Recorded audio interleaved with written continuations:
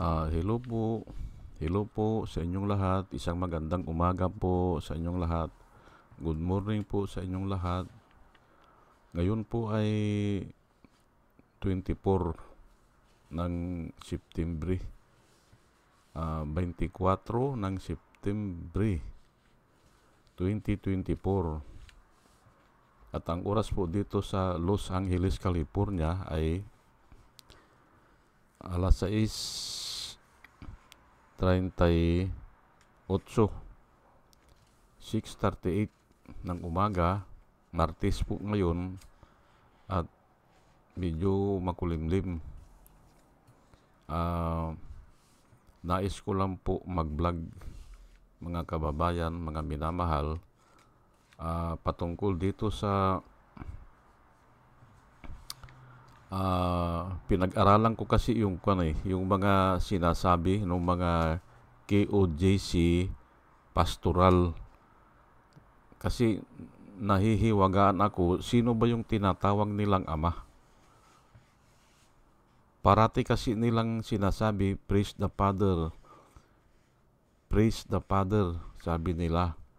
Ay nung pinakinggan ko maigi kung sino yung ama na tinatawag nila, ay si Jesus Christ pala. At yan po ang tatalakayin ko ngayon. Ang title ko po ay si Jesus Christ pala ang tinatawag nilang ama. Ayan po At itong appointed son na tinatawag nilang appointed son ay walang iba kung hindi si Kibuloy. Ayan po ang tinatawag nilang ama ay si Jesus Christ mismo. Ngayon, si Kibuloy ay appointed son. Iyan po ang talagang ginagawa nila o paniniwala nila o naririnig natin sa kanila. Kaya iyan po ang tatalakayin natin ngayon.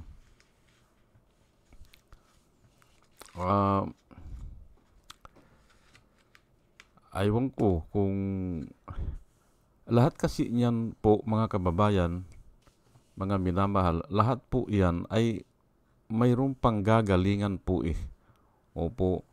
Pero hindi naman ganon eksakto ang pagkasabi. Opo. Remember po, ang mga sulat noon ay parang patula o awit. Kaya hindi hindi katulad ngayon na rekta na sinasabi na ito ay anak ni ganito, ito ay anak ni ganito. Ganun po yan. Ay may basis din sila dyan, kaya nila sinasabi yan. Pero nga ay malabo doon sa mas malaki kasi ang paliwanag ng Biblia Opo. Na si Jesus Christ ay begotten Son of God. Ayan po kisa doon sa sasabihin natin na siya ay ama. Yan po yan ang ipapaliwanag ko po sa inyo. Gagamitin ko po ang Biblia, saan nila kinuha yan o bakit ganun yan. Pero malamang nagkakamali sila.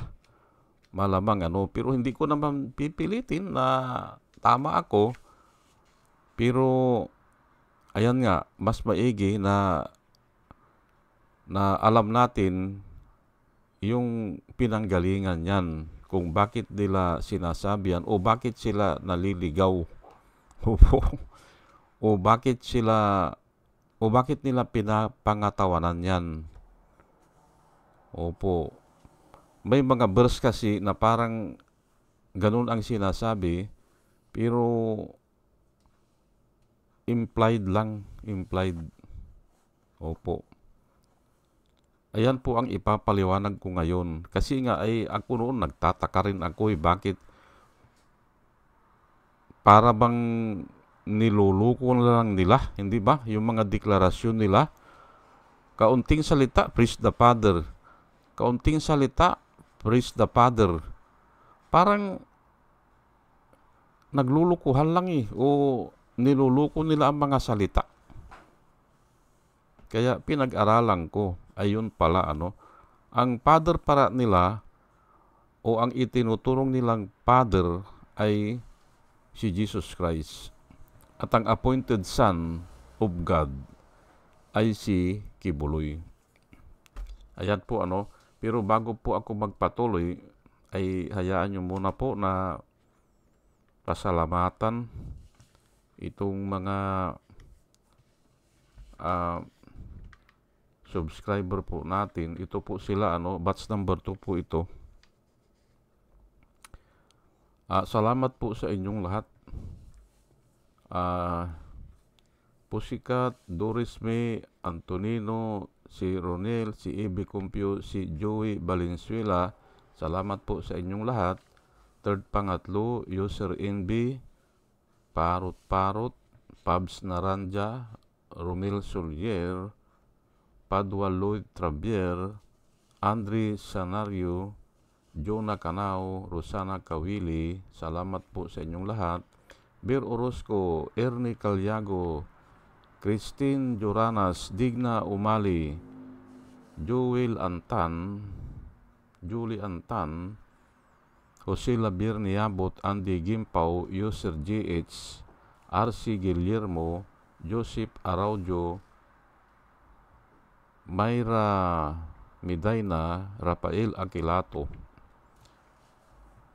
Mayit Hinsyo, Dio Yanong, Bilya Lagueño, Mister Yang Toy, Emilita Roa, Monica Dungsao, Richard Jamura, User KK, User XQ, Nelson Nokop, Salvacion Akisar, Sinaida San Andres, Joey Chavez, Ramon Junior Rojas, Hael Villarreal, Rose Jack Norme, Arnel Araujo, Vicente Tablati, Sweet Potato, Coco Guid, Orly Nunez,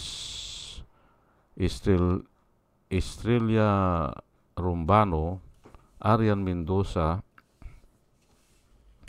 Nibis Olaviris, Aldrin Impalmado, Malaya Mendoza, Rolando Dordas, Mir Cabrera, Rolando Olavier, Mamon ng Lapas Iloilo, Ana Marie Aldisimo, Eli Casle, Marias Rivera, Marudaan, Manuel Diwa, Arvin Silot, Mila Kuamag, Chicken Farmer TV. Salamat po sa inyong lahat. At yung pala nag-comment kahapon si Mama Gina, sabi niya ay naniniwala siya doon sa sinasabi ko, yung topic ko kahapon na ano ang kaibahan ni Bongbong Marcos sa mga kalaban niya. At ako ay natutuwa dahil may sumasang-ayon. Opo. At salamat po sa inyong lahat. Ito naman po ang mga vloggers na nire-recommenda ko po sa inyo na ating panoorin at suportahan. Ito po sila, si Michael Apasible Bulletin, Attorney Enzo Ricto, Bunyog Pagkakaisa, Vlogcaster Armandin, Engineer Tuto Kausing, Aling Marie, Mr. Sa Totoo Lang To, Christian Isguera, PMTGR Vloggers, The Action Man, Ruja Pantors, Divina Apostol, CG Pichay, Kapihan ni Artat Ago, Dim Diyos Journey, Kakamping Ang Batas with Attorney Claire Castro at saka yun si Walde Carbonell. Ugaliin po natin na makinig sa kanila at marami tayong matututunan at nakikita ko po na sila ay nagbablog para po sa bayan. O sige po at tayo po ay tuloy-tuloy na sa ating discussion ngayon. Ang i-discuss ko po ngayon ay ito nga, si Jesus Christ pala ang tinatawag nilang Ama. ngayon ko lang din ito naintindihan nung pinakinggan ko maigi yung mga explanation nila, yung mga pastoral. At yun nga medyo nagkakamali sila. Opo. Kasi nga malamang ito ang pinagkuhanan nila eh. Wala nang iba. Ito lang yan sa Isaiah 9:6. At babasahin ko po at ipapaliwanag ko. Pati nga ako, nalilito ako dito eh. Pero sa pag-aaral ko po ng Biblia, sa pagbabasa ko, sa nakikinig po ako ng mga debate, ganyan, o mahilig po akong magbasa ng mga yung mga comments. Opo. Kaya nagiging maliwanag sa akin. Ito po ay hula ni Isaiah. Hindi pa pinapanganak po si Jesus Christ. Ang nakasulat po dito sa Isaiah 9:6. For unto us a child is born, unto us a son is given, and the government will be on his shoulders. And he will be called Wonderful Counselor, Mighty God, Everlasting Father, Prince of Peace. Ayan po. Malamang dito nila kinuha yan. At ito na ang verse na pinakamalapit. Opo. Ulitin ko lang po For unto us a child is born. For unto us a son is given. And the government will be on his shoulders. And he will be called, number 1, Wonderful Counselor. Number 2, Mighty God. Number 3, Everlasting Father. Ayan po, dyan nila kinuha yan. Everlasting Father.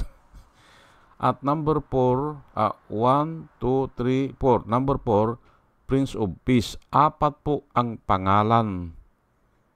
Na ang sinabi dyan po ay tatawagin siya. Ayan po, dyan sila nalilito eh.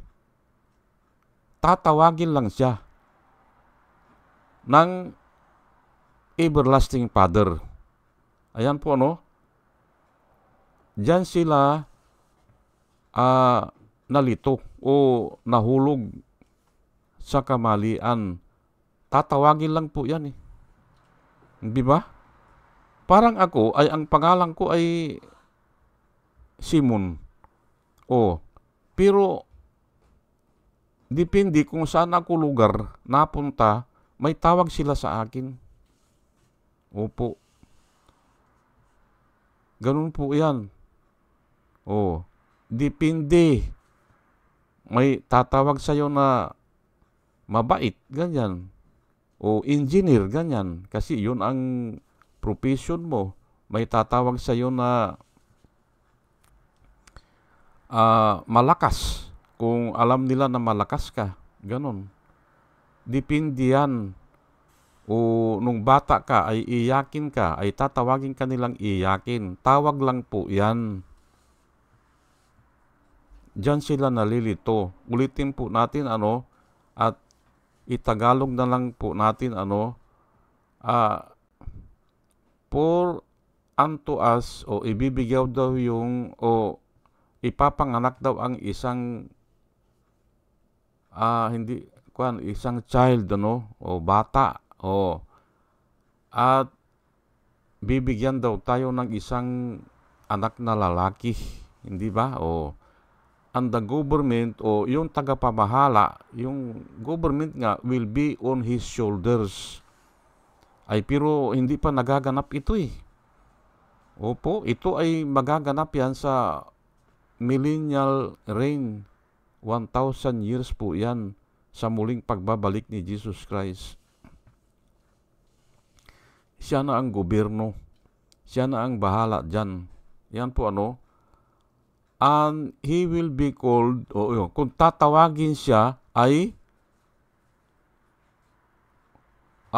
Wonderful Counselor, mahiwaga na tagapayo. Hindi ba? Mighty God, makapangyarihang Diyos, hindi ba? Everlasting Father, walang hanggang Ama, hindi ba?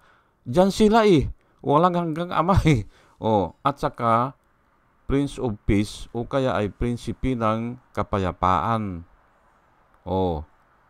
Apat yung tawag sa kanya. Tawag lang po yan. Pero katulad nga ng sinasabi ko, ang isang tao, kung minsan maraming tawag depende sa tao na tumatawag sa iyo Depende. Ipagpalagay lang natin, si Trillanes, hindi ba? Kung tawagin nila ay sundalong kanin, hindi ba? Tawag lang yun. Kung tawagin nila ay sundalong kanin.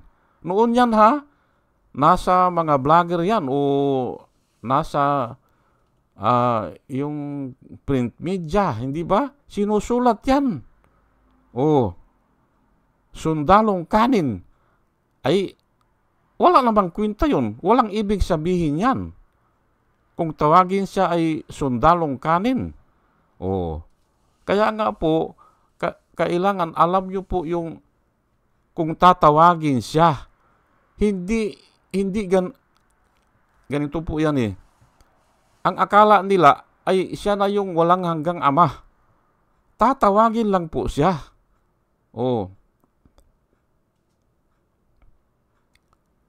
Nung bata ako,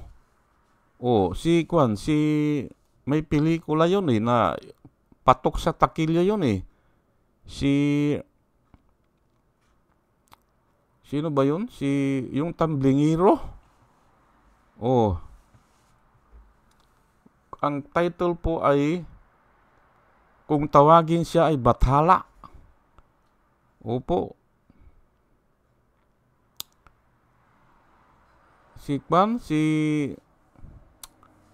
Sino na ba yun? Mamaya, maalala ko kung sino ang gumanap doon. Kung tawagin siya ay Bathala. Patok na patok yun. Lalo na sa mga bata. Hindi ba? Ay, tawag lang yun. Hindi ba? Ay, ganun talaga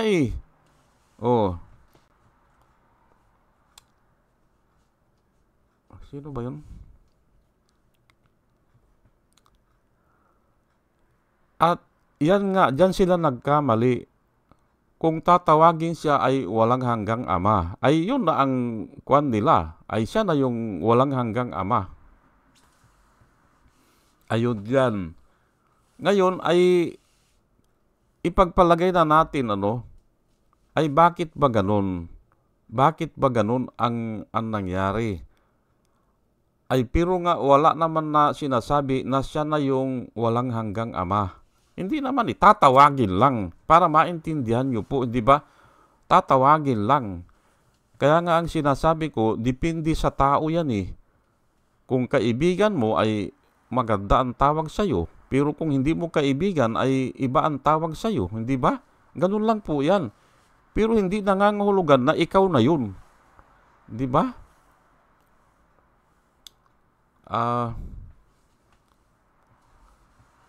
Alam nyo po, mga kababayan, mga minamahal, kasi mayroon akong narinig na nagpaliwanag dito at bumilib ako sa kanya, Seventh-day Adventist.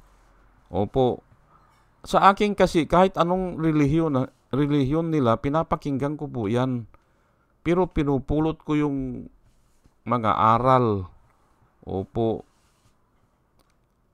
Ito, ang sabi niya ay siya ang Ama ng ating Espiritu. Si Jesus Christ. Yun ang sabi niya. Pero wala naman ganun nakasulat. Pero ina-assume niya Ina-assume niya. Pero punta muna tayo dito sa Colossians 1:15, He is the image of the invisible God, the firstborn over all creation. He is the image of the invisible God. Hindi kasi natin nakikita ang Diyos Pero siya ang nagpakita o siya ang nagpakilala o nakilala natin ang Diyos sa pamamagitan niya. He is the image of the invisible God, the firstborn over all creation. Siya po ang unang nilalang. Opo, salita siya salita lang ng Diyos na ay kung walang salita, paano magagawa ang mundo? Hindi ba? Kung walang salita, siya po ang salita ng Diyos. Kaya lahat ng naganap o nagawa sa pamamagitan ng salita. Remember ang Diyos po hindi nangailangan ng material na bagay o katuwang o katulong. Wala. He spoke the word and it was created. Ayan po. Galing sa wala, nagkaroon. Ganun po yan. Kaya nga He was the firstborn of all creation. Kasi salita siya ay wala namang magagawa. Halimbawa, let there be light. Kung hindi niya sasambitin yun. Kaya ganun, sa pamamagitan niya, nagawa yan. Ayun po. Colossians 2:9, for in Him dwells all the fullness of the Godhead bodily. Yan po nakasulat. For in Him dwells all the fullness, lahat ng kabuuan ng pagka-Diyos na andun sa body ni Jesus Christ. Dwells in Him all the fullness of the Godhead or God, the fullness of Godhead. Kasi dito may Godhead ay yan ang nakasulat, ay sige lang, hindi ba? Bodily. Ayan po. Kaya nga ay okay lang na parang siya din ang walang hanggang ama. Opo. Pero implied lang po yan. Ngayon ay sa Hebrew po 12:9, furthermore, ang nakasulat dito Hebrew 12:9, furthermore, we have had human fathers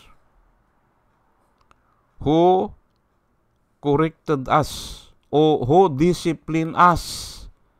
Mayroon tayong ama na physically o makalupa, hindi ba? Furthermore, we have had human fathers who discipline us and we paid them respect. Nirirespeto po natin ang ating mga earthly fathers. Di ba? Shall we not much more readily be in subjection to the Father of Spirit and live? Ayan po, isa ito sa maaring pinagkuhanan nila. Kasi dito ay maraming debate dito Sino ba itong Father of Spirit? Ang sabi nila si Jesus Christ daw ito. Ang sabi naman ng iba ay yung Ama. Yung Diyos Ama ay malaking controversy po ito. Opo. Ulitin ko lang po furthermore, Hebrew 12:9, we have had human fathers who corrected us and we paid them respect. Shall we not much more readily be in subjection to the Father of spirits and live? Ayan po ang nakasulat. So, mayroong Father of Spirit. Ayan po ang pinapaliwanag noong Seventh-day Adventist. Opo. At dahil nga sabi niya, ay hindi naman natin kilala yung Diyos o yung Diyos Aba kasi nga dito may Godhead May Godhead. pag sinabing Godhead ay tatlo agad yan. Mayroong Espiritu, mayroong Anak, at saka mayroon yung God the Father. Tatlo yan eh. Ngayon dito ay nabanggit dito na Father of Spirit and live. Ang nakasulat dyan. Ngayon ay dahil nga hindi natin kilala, hindi natin nakita, hindi natin alam sino ba yung isa doon sa Godhead, yung the Father, hindi natin alam eh. Ang nakilala natin talaga, ang nakasalamuha ng tao, ang bumaba sa lupa, ang tawag nga sa kanya yung God incarnate dahil nagkatawang tao. Ayan po. Siya ngayon ang magiging Father ng ating pananampalataya. Yan ang sinasabi nila. O siya ang Father ngayon ng ating espiritu. Kasi yung dati, nawala na yun eh. Fallen na eh. O kwan na yun eh. Wala nang tsansa. Wala nang tsansa na maligtas. Kaya nga ito, si Jesus Christ, siya ngayon ang Father ng ating espiritu. Maari ganun nga yan. Maari ganun. Pero ay implied lang po yan. Implied. Maaring paniwalaan, maaring hindi. May explanation nga kasi nga yung dati ay nahulog yun sa kasalanan o sumunod kay Satanas. Ayan po. Kaya nawala yun. Opo. At si Jesus Christ na ngayon ang pumalit at siya ang nag-explain, siya ang pinaniwalaan, siya ang nakilala, siya ngayon ang tinatawag natin. Opo. Na ikinatutuwa naman o ikinalulugod naman ng Ama. Kung doon tayo hihingi ng tulong sa Kanya, kay Jesus Christ po. Kasi nga siya ang nakilala o siya ang nagpakilala, o siya ang nagsalita ng physically. Oo, ganun po yan, mga kababayan, mga minamahal. Itataas ko lang po ha.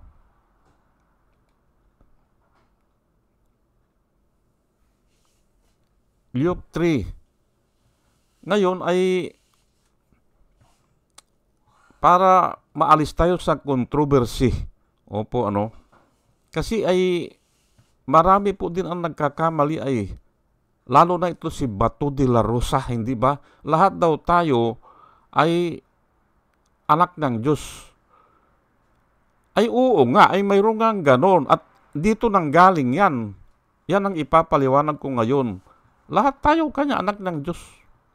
Kasi nga ay ginajustify niya na si Kibuloy ay anak ng Diyos. Pero mali Ang pagkasalita po, kaya nga itong mga tao na ito hindi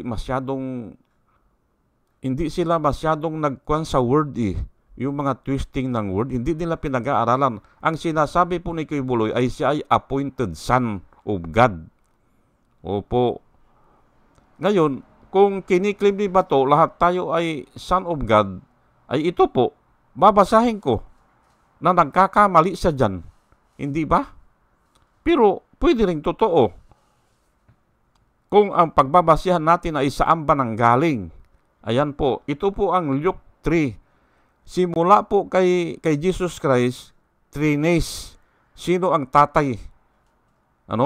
O maari din kasi dalawa yan Maari din na sino yung tatay ni Mary.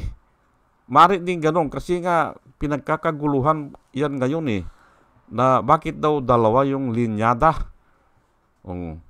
Pero ako ay maaring si Joseph yun kahit na anak-anakan lang siya. Okay, at magpinsan din pala ito si si Mary at saka si Joseph Opo. Ngayon ay ito nga pinaliwanag dito kung sino ang may anak, sino ang tatay o sino ang tatay ng isa.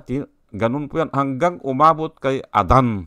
Ayan po babasahin ko lang po the son of Methuselah. Ito yung matandang tao na nabuhay sa mundo. The son of Enoch, the son of Jared. Ang ibig sabihin, si Methuselah ay anak ni Enoch. At si Enoch naman ay anak ni Jared. At si Jared naman ay anak ni Mahalalel. At si Mahalalel naman ay anak ni Kainan. At si Kainan naman ay anak ni Enos. At si Enos naman ay anak ni Seth. At si Seth naman ay anak ni Adam.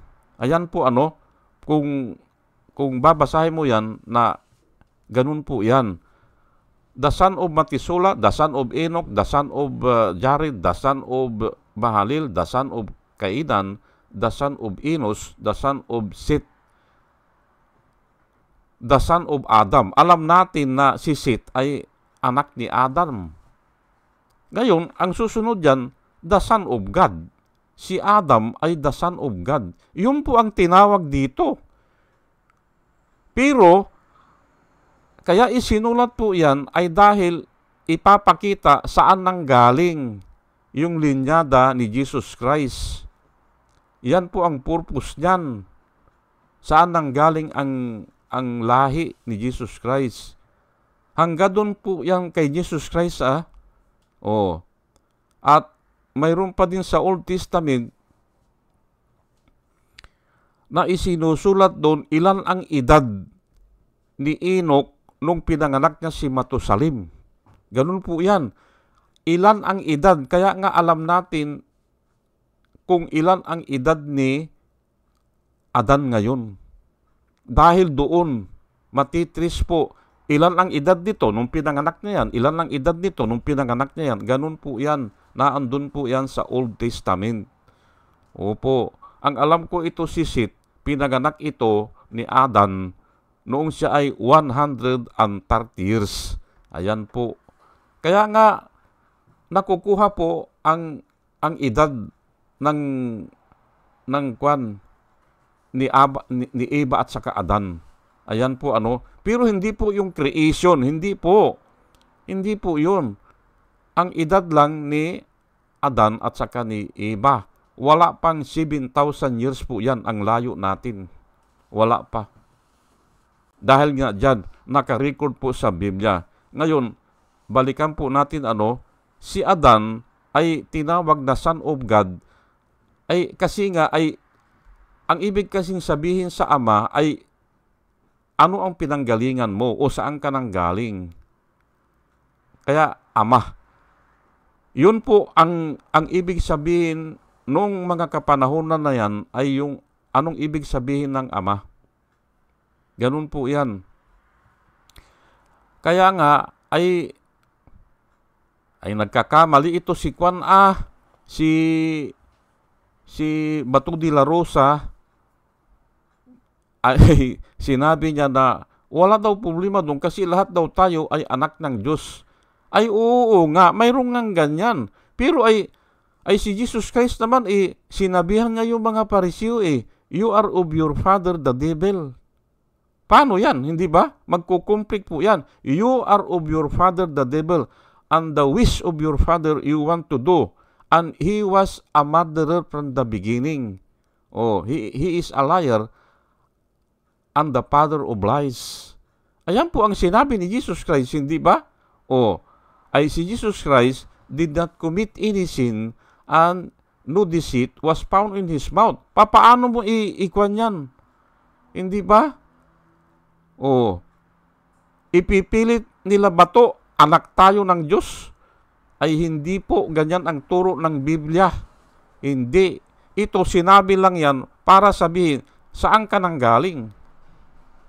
Opo, kaya sinabi na ganyan. Opo. Pero, ang Biblia po ay parating sinasabi na magsisi ka para ikaw ay makapunta ng langit. Magsisi at hingiin ang kapatawaran sa Diyos at hilingin na tulungan ka niya. Opo, ay kaso naman ay kung ayaw mong aminin, hindi ba, ang kasalanan mo, katulad yan ni Kibuloy, hindi ba, o hindi inaamin na nangmulista siya, paano kang magiging anak ng Diyos yan, hindi ba?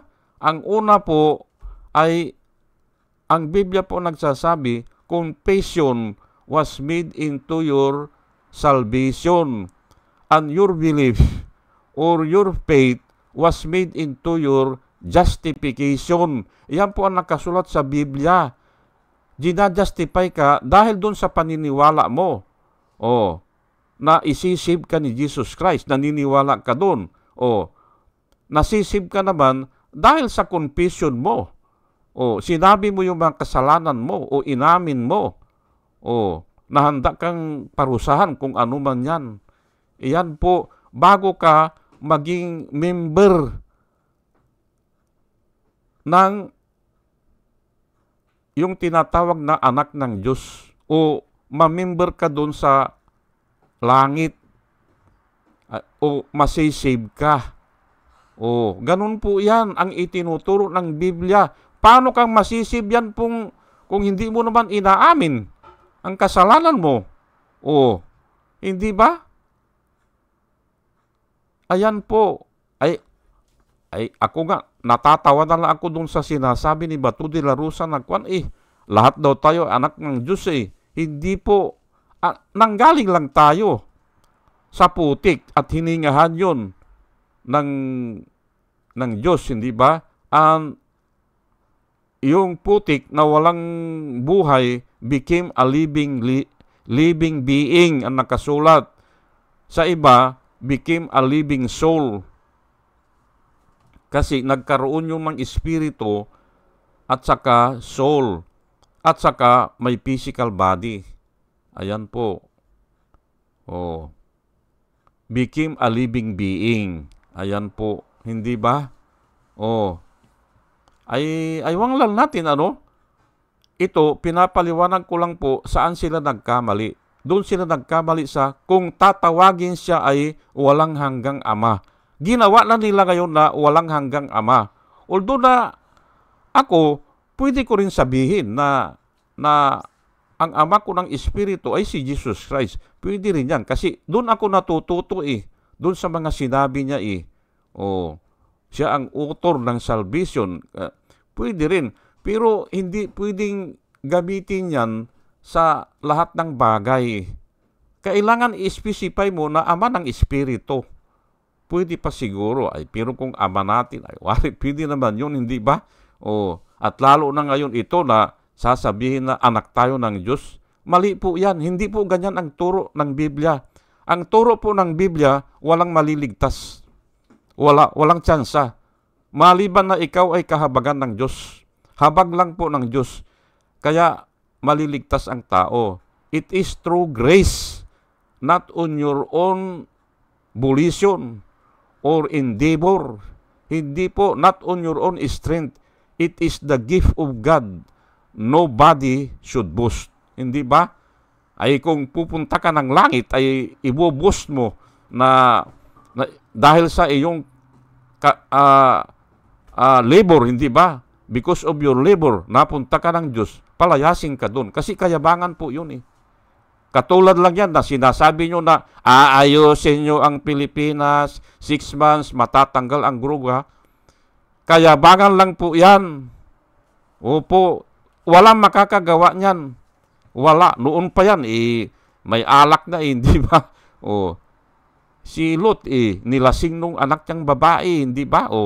Nilasing yan. May alak na noon Hindi na maaalis yan. Naandyan na yan. Kasama ng pagkain dyan. Ay tapos sasabihin nyo, tatanggalin ang druga. Ay ang druga, nanggagaling lang naman dyan sa mga halaman, hindi ba? O sa mga, kung saan nila makukuha yung mga vitamina, hindi ba? Sige po, at hanggang dito na lang po at medyo malilit po ako at dalangin ko po sa ating pakikinig po ay magkaroon po tayo ng wisdom na nanggagaling po sa itaas, mga kababayan, mga minamahal. Muli ay isang magandang umaga po sa inyong lahat. Good morning po sa inyong lahat. Isang magandang umaga po at sana tayo ay pagpalain ng Panginoon sa ating pakikinig. Salamat po sa inyong pakikinig. Salamat po ng marami. Salamat po.